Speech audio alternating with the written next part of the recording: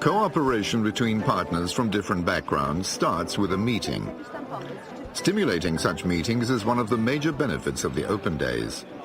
Here, the public sector, the private sector and academia envisage future collaborations, notably the setting up of clusters, a concept so dear to regional policy. Les clusters, c'est sur un territoire donné, de mettre ensemble en synergie, comme on dit, des moyens publics et des moyens privés, des laboratoires universitaires, des centres de recherche privés, les moyens de la collectivité territoriale, des PME qui travaillent sur le secteur, de la formation de haut niveau pour les jeunes. Voilà, tout ça sur un même objectif, ça devient un cluster. I think the public-private partnerships are always very important. Increasingly, that's the way things happen rapidly and the way that you have successful endeavors going forward. It's not just a private entity by itself working, but working closely with the government. To reach its target, the city of Gussing and its district received substantial aid from Europe through various structural funds. Gussing was a priority beneficiary of the Objective 1 program, financed by the European Regional Development Fund. Katarina Keitan attended the Open Days in Brussels to promote the Gussing model. She is responsible for the Objective 1 program for the Burgenland region.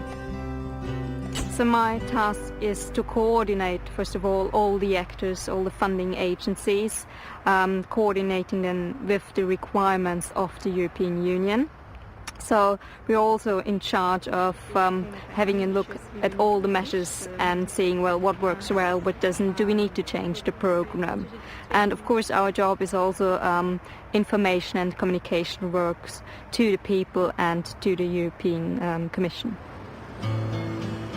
For new member states, the need to collaborate is perhaps even more vital. The Baltic countries certainly believe so. Over 3 years, the city councils of Tallinn, Vilnius and Riga have joined forces to create the project known as the Joint Action of Baltic Capitals. This is a new European network for a coordinated policy on investments. The objective was to finally bring together all three countries and all three capitals of the Baltic states to sit at one round table, to put out our cards and say that we want to start cooperating rather than competing in attraction of foreign direct investment to the Baltic Sea region. Such a policy already has a concrete application in Riga, capital of Latvia. Since 1997, the city centre has featured on UNESCO's World Heritage List. In particular, Riga has the greatest concentration of Art Nouveau buildings. However, these constructions were not being maintained and enhanced as they deserved to be.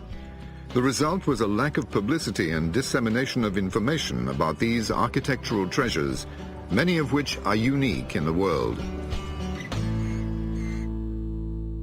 Un man šķiet, ka Latvija šobrīd ir kā tāds neapstrādāts dimants. Un vieni paši, acīm redzot, mēs to nespējam nospodrināt. Un šeit ir ļoti svarīga šī draudzīgā, palīdzīgā roka, kas nāk no Eiropas Savienības, lai tiešām šo dimantu tā nopulētu, lai viņš spīdētu un visiem dotu gandarījumu. The idea of setting up an infrastructure within which all the information relative to this rich heritage would be concentrated was born about 10 years ago. But it is only in the last few months that a heritage rehabilitation project, co-financed by European Union regional policy, has really taken shape. A centre dedicated to Art Nouveau is now being built. It's a very nice building with very nice decoration and authentic interiors.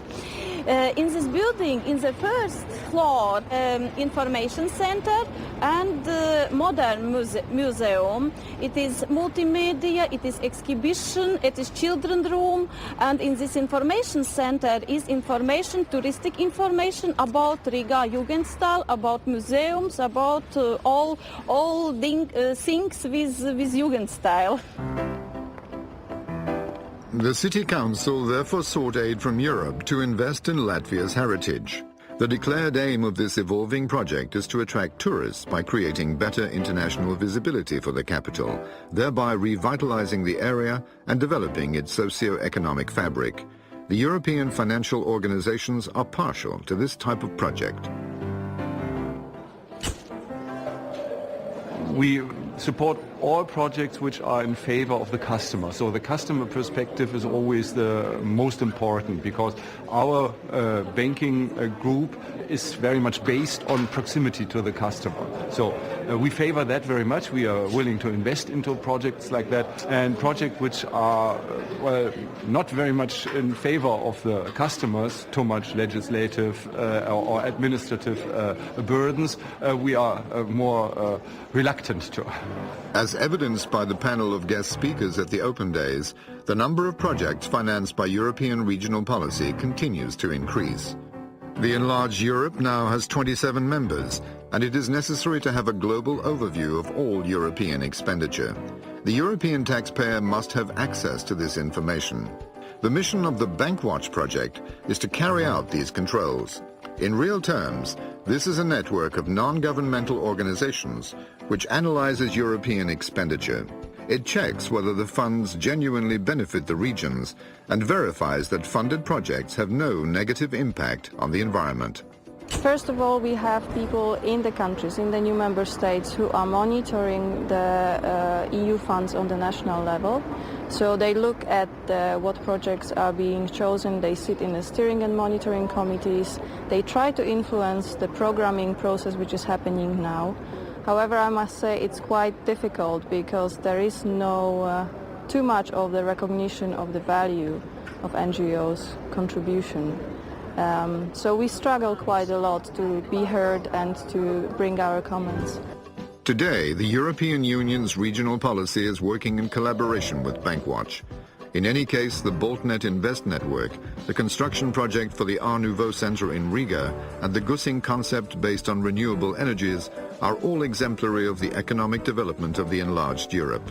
They have succeeded in bringing together those elements that are key to attracting investors. They have created a good working environment, chosen buoyant and innovative sectors, promoted partnerships at local level, and projected their strategy at international level.